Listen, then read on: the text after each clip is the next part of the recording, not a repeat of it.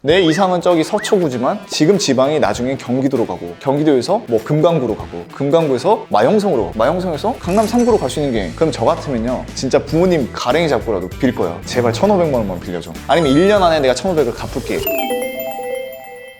서울에서 대부분 20, 30대들이 어디 살고 계신 줄 아세요? 오피스텔? 원룸? 그쵸. 오피스텔에도 살지만 대부분 다 원룸 살아요. 왜냐면 여의주님도 아시겠지만 서울에 올라갔을 때 우리가 집이 없잖아요. 네. 그렇기 때문에 자취를 해야 되는데 자취를 어디서 하냐. 돈이 있으면 오피스텔 아파트겠지만 네. 돈이 없는 분들이 더 많을 거 아니에요. 그런 분들은 원룸 산단 말이에요. 빌라 원룸? 그쵸. 그분들을 대상으로 제가 중개를 도와드리고 있어요. 서울에서 가장 많이 자취를 하는 쪽이 관악구랑 동작구에 되게 많이 몰려 있거든요. 왜 그러냐면 관악구랑 동작구에서는 강남으로도 출퇴근하기 편리하고요. 용산으로 올라가기도 편하고 또 좌측에 구로 디지털 단지에 있는 직장 가기도 편하기 때문에 직장인들이 많이 모여 있어요. 제가 이분들 대상으로 지금 중개를 하고 있고 이분들이 지금 어떤 마인드를 가지고 있는지 제가 진짜 현장에서 직접 보면서 느끼고 있습니다. 근데 관악구 쪽도 그렇게 싼 거 같진 않던데 보통 얼마 정도 하나요? 관악구 하면 신림은 싸다 라는 인식이 싸니까 진짜 많이 갔잖아요. 대한민국에 딱 그게 박혀 있거든요. 모두가 그렇게 생각하기 때문에 결국 수요가 다 그쪽으로 몰리잖아요. 수요가 많이 몰리는 지역은 어쩔 수 없이 비싸거든요. 원룸도 마찬가지예요. 공급은 한정되어 있어요. 그런데 수요가 계속 몰리기 때문에 옛날에 월세가 뭐 1,000에 50에 들어갔다면 가격은 똑같지만 이제 집 퀄리티가 조금 더 안 좋아지고 있죠. 그리고 전세값도 엄청 폭등을 하고 있어요. 서울에서 4평, 5평짜리 원룸 전세값이 얼마인 줄 아세요? 모르겠어요. 그쵸, 모르죠. 1억? 자, 이렇게 말씀하세요. 예전엔 1억이 맞아요. 근데 지금은 그런 집들이 1억 5천, 6천, 7천까지 올라갔어요. 4평이요? 왜 그러냐? 예전과는 다르게 대출 규제가 엄청 완화가 됐어요. 우리 원룸을 들어가는 직장인들 대상으로 대출을 엄청 쉽게 내주고 있거든요. 직장인들한테 1억을 빌려주는데 이자가 얼마냐면 1.2%예요. 고정금리에 만기 일시 상환이면 한 달에 10만 원만 내면 되거든요. 그러니까 너도 나도 월세가 아니라 이제 다 전세로 가니까 전세값이 이렇게 올라가요. 그냥 집주인이 부르는 게 값이에요. 이렇게 올라가고 있다. 근데 많은 분들이 아직도 그걸 잘 모르시더라고요. 그래서 요즘 전세값이 진짜 천정부지로 올라갑니다. 그걸 좀 어떡해요? 알아주셨으면 좋겠어요. 알면 어떻게 되는 거예요? 이걸 알아서 우리가 대응을 해야 돼요. 그래서 어쩌라고가 아니라 여기에 맞춰서 이 상황에 내가 대응을 해서 어떻게 갈 건지를 고민을 해야 되는데 많은 분들이 고민을 좀 안 하시죠. 오늘 대응하는 방법 알려주시는 거죠? 그쵸, 이거요. 강남 사고 싶은데 못 사. 그럼 어떻게 해야 되죠? 강남에 근접한 곳이라도 내가 살 수 있는 걸 잡아야 되잖아요. 대응을 못 하시는 분들은 강남 집값이 무조건 떨어져야만 해. 그럼 그땐 내가 살 거야 라고 하지만 그 기다리다가 강남 집값 오르지, 옆에 살 수 있었던 구도 같이 오르지. 그럼 난 이거 못 사니까 더 하급질 사야겠죠. 그랑 똑같은 거예요. 원룸도 내가 여기 이 가격에 못 살면 내가 조금 눈을 낮춰서 다른 걸 잡아야 되는데 못 잡고 끝까지 기다리시다가 전세값이 또 이렇게 올라가죠. 그래서 저는 여러분들한테 말씀하고 싶은 거는 그 상황에 맞춰서 부정을 하는 게 아니라 제발 대응을 좀 해라. 그걸 말씀드리고 싶어요. 원룸 구하시는 분들은 솔직히 말씀드리면 집값이 오르든 내리든 그거에 관심이 없으세요. 그냥 많은 분들이 그냥 어떤 원룸을 들어갈까, 더 좋은 원룸이 없을까 그거에 고민하고 있지. 그래서 제가 좀 안타깝긴 합니다. 고객님, 이것도 중요하지만 평생 여기 살면 안 된다. 공부를 하셔서 우린 더 좋은 데로 가셔야 됩니다. 그런 얘기도 해주신다고요? 하죠. 저는 우리가 20대 30대들이 왜 희망이 안 보일까 생각을 해봤거든요. 그런 것 같아요. 아는 게 없으니까, 멘토가 없으니까. 무슨 말이냐, 여의준님도 부동산에 관심 없을 때는 그냥 살았지만 내 멘토를 딱 찾은 순간 내 길이 보이기 시작했고 희망이 보였잖아요. 그래서 움직여와서 가보니까 지금의 내가 이렇게 만들어진 거잖아요. 근데 많은 분들이 그런 멘토나 그런 희망을 찾을 줄 모르더라고요. 그래서 제가 짧은 인연이지만 말을 해주죠. 요즘 이렇게 있으니까 공부하셔라, 관심 가지셔라. 나중에 미래를 이끌어갈 사람들이 20, 30대인데 이들이 멈춰버리면 전 대한민국에 미래가 없다는 생각을 하거든요. 이분들한테 조금씩 알려주려고 하죠. 안 되면 유튜브라도 봐라, 공부하셔라. 이렇게. 그래서 구독자가 많으신 거 아니에요? 그런 거 같아요. 저도 원룸 구했을 때 예전에 거기 부동산 사장님이 너도 LH 이런 거 청약 나오면 넣으라. 근데 아무것도 모를 때 그런 얘기 해줬는데 지나고 나니까 그렇게 말했던 분이 너무 고마운 거예요. 그렇죠. 많은 분들이 그래요. 이 사람 나한테 영업하는 거 아닌가? 라고 생각을 하는데 고객님들한테 그렇게 말을 하거든요. 제가 고객님한테 이렇게 영업한들 저한테 떨어지는 건 없다. 그리고 여기서 잘못 말했다가 내 이미지만 실추된다. 저는 유튜브를 통해서도 수익을 만들고 있고 그냥 고객님이 전 잘 됐으면 하는 바람에 형이자 오빠로서 말씀드리는 거니까 그냥 잘 들어만 주셨으면 좋겠습니다. 이렇게 말을 하죠. 진정성이 느껴질 것 같아요. 전세로 구하려고 오신 분들한테 우리 전세금에 들어가는 금액을 최대한 낮춰서 들어가고 지방에 이제 비규제 지역이나 분양권이든 빌라든 경매든 하나 정도를 그 돈 가지고 투자를 해보시는 게 어떠냐라고 많이 조언을 해주고 있죠. 그런 얘기를 해준 부동산이 있다고요? 여기 있어요. 근데 솔직히 그래서 제가 꼰대 소리도 많이 듣긴 해요. 왜 이렇게 네가 뭔데 개입하냐라고 하는데 저는 그렇게 생각하죠. 우리 대부분 전세 구하시는 손님들이 한 평균 4천에서 3천에서 5천만 원 들고 와요. 근데 아까 대출이 너무 쉽게 나온다 했잖아요. 내가 눈을 낮춰서 전세 1억짜리 들어가면 90%에서 80%가 대출이 나오거든요. 그럼 내가 들어가는 금액은 1천만 원에서 2천만 원만 있으면 돼요. 그럼 나머지 돈 3천, 4천만 원이 투자금이 생기잖아요. 솔직히 여의주님 4천만 원이면 분양을 받아도 계약금은 넣을 수 있잖아요. 내가 전세로 먼저 90% 대출을 받아서 살아요. 그리고 나머지 금액을 투자를 하라고 하셨는데 내가 그럼 다음 집을 샀을 때 그 전세금 갚아라고 하는 거 아닐까? 이런 고민들 하시거든요. 그쵸. 그 고민이 하지만 여러분 그거는요 그때 가서 생각해도 늦지 않아요.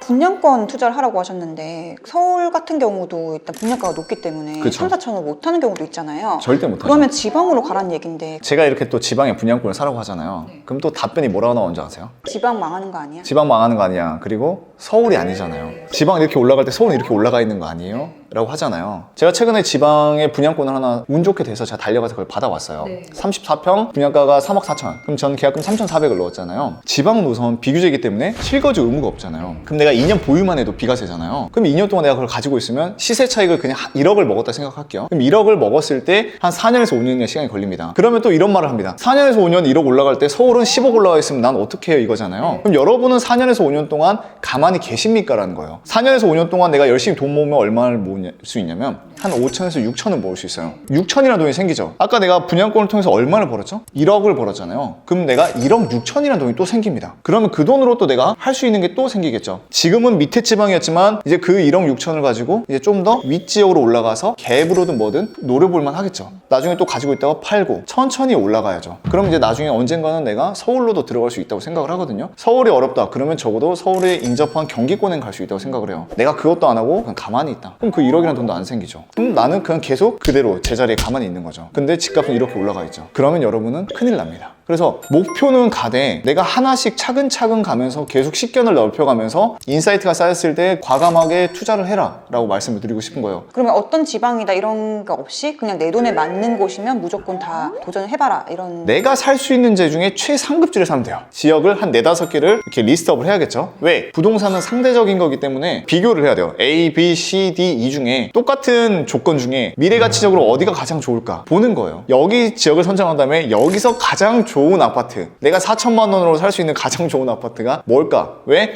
그래야 떨어지지 않을 확률이 높으니까 사고 그 다음에 내가 또 갈아타기를 계속 할 수 있는 거죠. 안 그러면 내가 어떻게 서울에 한 번에 못 가요? 이제는 절대로. 저도 좀 서울에 집을 사고 싶은데 어렵거든요. 절망입니다. 근데 저는 왜 지방에 샀냐? 나는 포기하지 않겠다는 거예요. 내 이상은 저기 서초구지만 지금 지방이 나중에 경기도로 가고 경기도에서 뭐 금강구로 가고 금강구에서 마영성으로 가고 마영성에서 강남 3구로 갈 수 있는 게 뭐 꿈일 수도 있겠지만 그 꿈을 향해 달려가다 보면 언젠간 적어도 내가 마영성까지 갈 수 있지 않겠습니까? 한 나이 50대 마영성 가면 괜찮은 거 아닌가요? 괜찮죠? 네, 저는 그렇게라도 해서 한 발자국 걸었으면 좋겠다는 거예요. 제발 그 자리에 그대로 있는 게 아니라. 20대들이랑 사회초년생들은 돈이 없잖아요 일단. 없죠. 돈이 없는 사람들은 어떤 선택을 해야 될까요? 여러분 저도 돈이 없었고 그리고 여유주님도 20대 때 서울에 상경했을 때 돈이 있었습니까? 없었죠. 부동산 투자했을 때 돈이 있었습니까? 없었죠. 투자를 하기 위해서 뭘 먼저 했습니까? 공부를 했죠. 공부를 하고 또 뭐 했습니까? 공부와 동시에? 열심히 일했죠. 열심히 일해서 번 돈을 다른 데 새지 않게 짠테크 돈을 계속 모아나가야 되거든요. 돈을 아껴서 모아야 된다는 거를 많은 분들이 생각보다 그걸 되게 간과합니다. 지질이 궁상, 욜로라는 단어 20대는 돌아오지 않아, 이때 아니면 누릴 수 없어라는 다양한 변명과 자기 합리화를 통해서 돈을 모으지 않아요. 러셀님도 그러면 짠테크로 돈을 모으신 적 있어요? 저는 20대 때 군 생활을 하면서 30에 전역을 했었거든요. 군인 월급 해봐야 250에서 300입니다. 제가 딱 6년 동안 해서 1억 넘게를 모아 나왔거든요. 돈을 모아야지만 나중에 내가 공부를 했을 때 뭔가를 살 수 있을 때 살 수 있거든요. 하지만 내가 공부는 다 했어. 근데 돈이 없어. 그럼 할 수 있을까요? 없죠. 없어요. 많은 분들이 저한테 물어봅니다. 어떻게 해야 부동산을 살 수 있을까요? 첫 번째가 단계가 뭘까 했을 때 내가 봤을 때 불필요한 소비는 다 줄이고 제발 저축을 먼저 하셔라라고 합니다. 요즘 저축하지 말아라는 말이 너무 많아요. 저축하지 말고 뭐 주식을 사라 이런 말이 많은데 이게 전부한테 다 맞는 게 아니라고 생각하는 게 주식을 하는 건 맞다고 생각해요. 투자하잖아요 결국. 근데 여유주님도 주변을 잘 보시면 알겠지만 주식하는 분들 중에 정말 제대로 공부하시고 하는 분들이 많이 없거든요. 많이 없죠. 그냥 불기둥 보면 다 같이 가자 하면서 들어가요. 그렇게 해서 돈을 벌 수는 있겠죠. 과연 확률적으로 봤을 때 내가 그 주식을 통해서 많이 벌 수 있을까? 저는 절대 아니라고 생각하거든요. 대부분 그렇게 했다가 나중에 다 잃죠. 파이가 커지면 커질수록 물렸을 때 내가 날리는 돈이 많아지잖아요. 나중에 내가 진짜 공부해서 뭔가 부동산을 사야 되는데 이미 주식이 마이너스 한 50%를 묶여 있어. 못 사. 그럼 이 집값이 갑자기 이렇게 쭉 올라가요. 그래서 저는 확률적으로 계산을 하자는 거죠. 내가 주식으로 해서 부동산을 살 수 있는 확률이 더 빠를까? 저축으로 그냥 좀 걸리더라도 안전하게 모아서 정말 기회가 왔을 때 살 수 있을까? 확률적으로 보라는 거예요. 뭐가 더 높을지. 그래서 높은 쪽에 베팅을 하라는 거죠. 저축을 해서 살 수 있는 게 확률적으로 더 높을 것 같다 그러면 그냥 다른 생각하지 말고 돈 아끼면서 2년에서 3년만 빡세게 모아라. 그러면 기회는 보인다 라고 말씀을 드리고 싶어요. 얼마 정도 모았을 때 이렇게 시작하면 좋을 것 같아요? 저는 한 4천만 원 정도? 4천. 4천에서 5천만 원 정도. 여러분한테 제가 말하고 싶은 거는 4천만 원을 모아서 그때 공부해야지가 아니라 공부하면서 돈을 계속 모아가야 돼요. 많은 분들이 착각하는 게 한 3천, 4천 모았으니까 내가 3천에서 4천만 원으로 모아서 살 수 있는 게 뭐지? 그때 가서 공부하거든요. 그럼 그땐 늦어요. 돈을 꾸준히 모으면서 계속 재테크 공부를 하는 게 좋다는 거예요. 제가 왜 이런 말씀을 드리냐면 4천만 원을 모아서 그때가 살라고 하잖아요. 그럼 제일 먼저 든 생각이 뭐냐면 이때가 고점이면 어떡하지? 이때 떨어지면 어떡하지? 내가 강의를 들었는데 강사님들은 아니래, 사래. 진짜 웃긴 게요. 이런 생각을 합니다. 강사님은 2년 전에 샀으니까 저점에 샀으니까 상관없잖아요. 근데 2년 뒤에 내가 샀으면 이 강사님이 나한테 떠넘기려고 하는 거 아니야? 엄청난 그런 이상한 생각을 많이 하십니다. 그래서 제가 여러분들 다 하고 싶은 거는 모으면서 계속 같이 공부를 하셔라. 그러면 적어도 절대 두렵거나 그러진 않다. 왜? 내가 시장을 계속 보고 있으니까. 저는 그렇게 말씀을 드리고 싶어요. 근데 현실적으로 생각했을 때 한 2천만 원 정도 있을 때 어떤 포지션을 취하면 될까요? 저는 2천만 원으로 솔직히 할 수 있는 게 없다고 생각해요. 뭐 경매를 받아도 우리가 뭐 치를 수 있는 것도 없고 솔직히 저는 현실적으로 불가능하다고 보거든요. 저는 그냥 눈 딱 감고 3천에 4천은 내가 악착같이 모아라는 거예요. 그렇기 때문에 요즘 정부에서 아까 말한 것처럼 전세자금 대출을 엄청나게 활성화를 잘 시켜줬어요. 대한민국 20, 30대가 서울에서 지낼 때 주거비로 평균적으로 나가는 돈이 한 50에서 60만 원이 깨져요. 근데 이걸 내가 전세로 살았을 때 20만 원 정도로 줄어들거든요. 그래도 한 10%는 내 돈이 있어야 되잖아요. 그쵸. 그 돈은 놔두고 계속 그냥 모아가라는 거예요. 볼게요. 그냥 뭐 웬만한 회사에 다니면 한 달에 우리가 얼마를 모을 수 있냐면 진짜 내가 빠듯하게 모으면 그래도 적어도 다 100만 원은 모을 수 있어요. 지금 앞에 계신 PD님도 고개를 끄덕였거든요. 네, 다 공감해요. 100만 원 못 모으잖아요. 본인의 소비가 어딘가 잘못되어 있다는 맞아요. 거예요. 다시 한번 내 가계부를 볼 필요가 있어요. 그럼 100을 모을게요. 1년이면 1200만 원이에요. 근데 우리가 아까 전세로 들어갔을 때 월세보다 20에서 30만 원 정도 더 아껴진다고 했습니다. 그럼 20만 원만 더 아낀다고 했을 때 1년이면 얼마죠? 240만 원이에요. 월세로 살았을 땐 1200만 원을 모으지만 전세로 살았을 땐 얼마를 모으죠? 1440만 원이라는 돈을 모읍니다. 2년을 모으면 얼마죠? 전세는 3000만 원이라는 돈을 모을 수 있어요. 월세는 한 2400만 원 돈을 모을 수 있어요.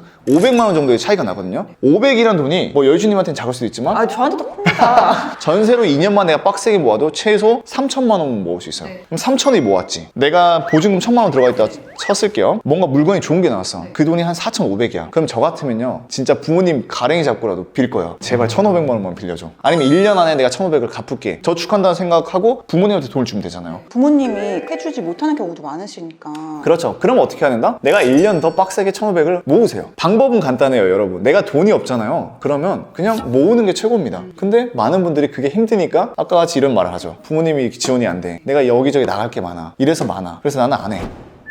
여러분 진짜 가슴에 손을 얹고 얘기를 해보자고요. 과연 한 달에 100만 원? 정말 어려울까요? 정말 저는 솔직히 가능하다고 봅니다. 가능해야 돼요. 내가 지금 살고 있는 환경을 바꾸고 싶으면 당장 나부터 바뀌어야 돼요. 근데 나부터 바뀌지 않으면서 내가 살고 싶은 환경을 바꾸고 싶다?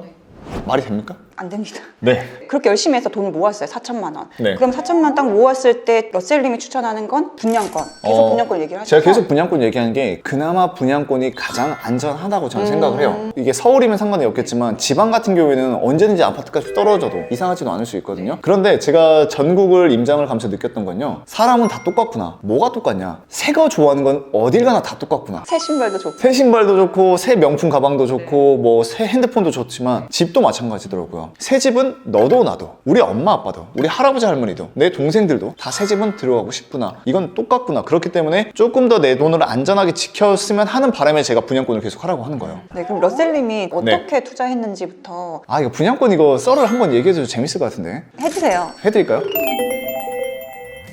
선착순 분양이었습니다. 어떻게 나왔었냐면 저희 동생이 번대가 나왔고요. 제가 번대가 나왔습니다. 여동생이 갑자기 제발 부탁인데 좀 들여보내주시면 안 돼? 막 앞에서 울고 불고 쇼를 한 겁니다. 어디일 것 같으세요? 많이 붙었나 봐요. 말씀 안 해주시는 거 보니까. 까지는 가지 않겠습니까?